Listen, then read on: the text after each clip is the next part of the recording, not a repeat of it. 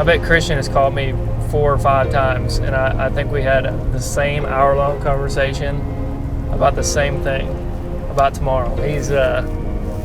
He cannot wait. He's the kind of guy that will not sleep on opening day. He will get up at 2 o'clock if he hears anybody rumbling around, just so that he can get up, any excuse. He loves it. Same with Austin. All these guys down here. Decoys around make all the difference in the game, especially when you get wild. Guaranteed. Sun on the decoy head.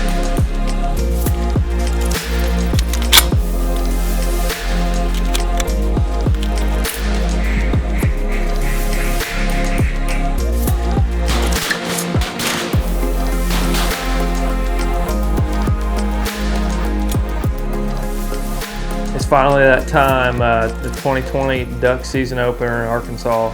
This year, it's just about the same story, same crew, you know exactly what to expect. The only difference is Christian flooded his woods up early. And I don't know why he waited so long to do this, but he finally did it, and it made all the difference in the world. The whole time previous to the trip, he's sending all of us pictures on his trail camera of the AC hole, and it's full of ducks. No drinking on Sunday. No. If it's Perfect Limits episode, there'll be drinking.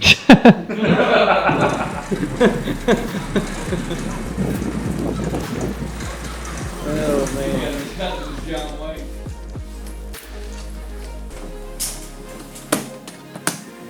He's got the woods flooded up. We got ducks in the woods. We got at least one day of sunshine. So we're thinking, you know, how could it not be good?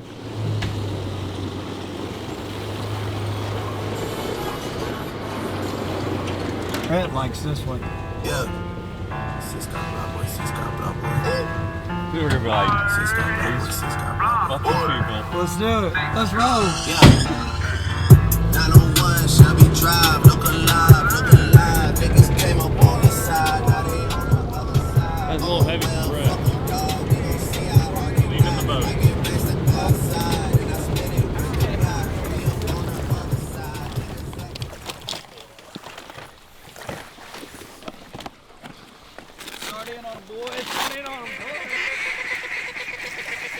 There's a big ball of teal out front. The teal were thick that morning. They looked like mosquitoes.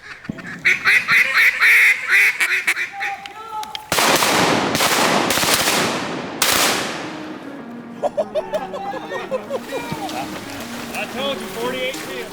And I tried to convince Christian, let's shoot 48 teal real quick. He wasn't having it.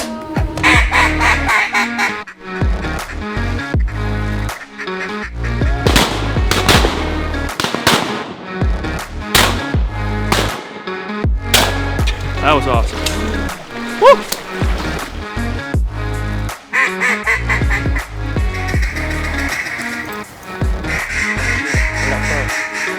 Up front. Just calm down. I'm not calling you.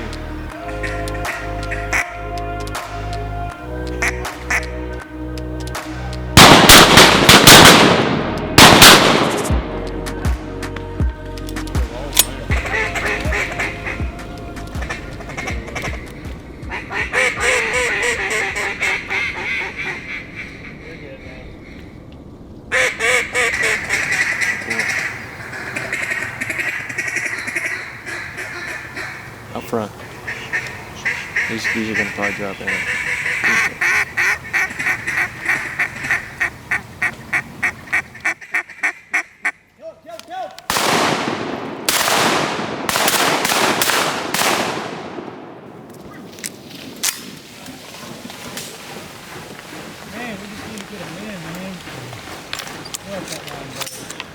We were having a great morning, and we had a pile of ducks, but we had trouble finishing big groups, and we had multiple chances to finish them.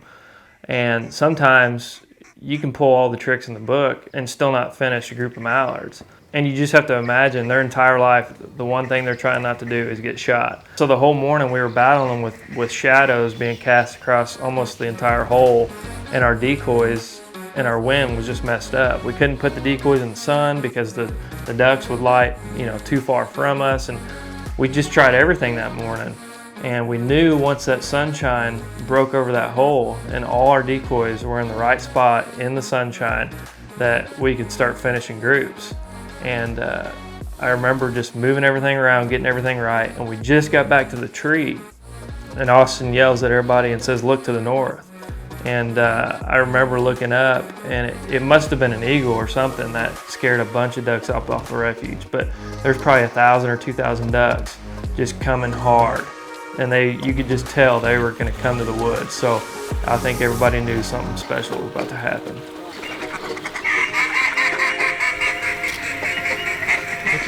Look to the north. Look to the north.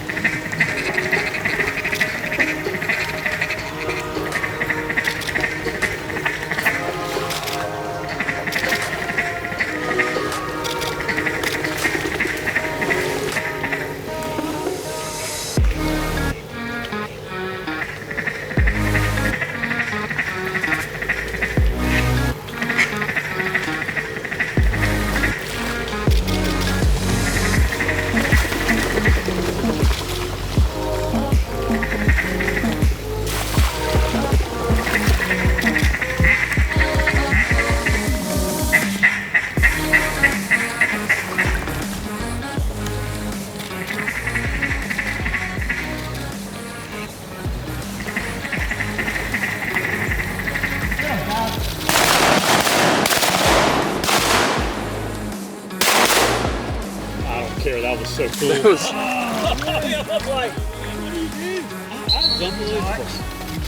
It's fun to hunt with a group of guys that appreciate it the same way that you do.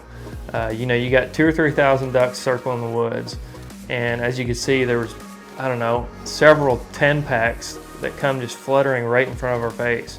And when you can take 8 guys in the woods and not one of the guys thinks about pulling the trigger, you know, that means something. Although it might seem like a small decision at that time, not calling the shot on the first 6 or 7 10 packs that break the hole, you've got 2,000 ducks sitting at somewhere in your block of woods. Man, when they get close, they get dirty at the top. It'll be good. And we got finally sun on those decoys over there. Yeah, that's what I'm telling you. And that last 4.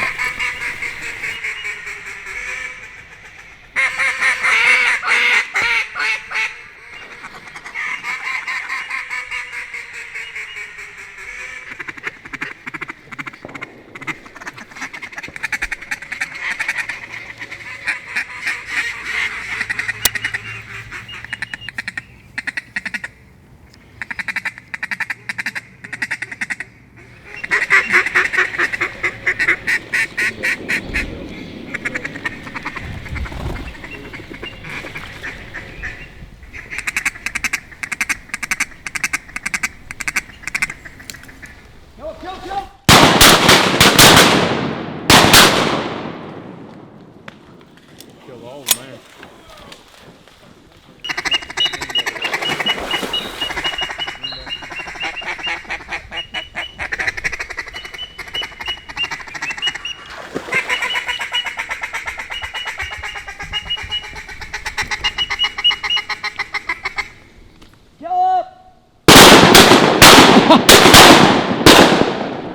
Whoa! Watch that one. Free! That was awesome.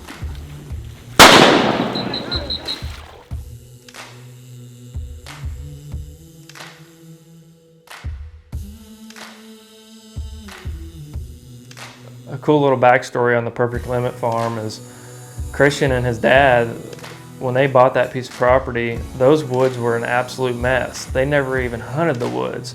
It was grown up with a bunch of saplings and just trash trees. They just never saw any ducks use it. And a couple years later, they started developing it and getting oak trees growing. And now you can't get him and his dad out of the woods. And it's really cool to see how that piece of property has gone from, you know, just rice field hunting to just an incredible place to kill ducks in the timber. And we're blessed to be able to go down there every year, and we can't wait to go back next year.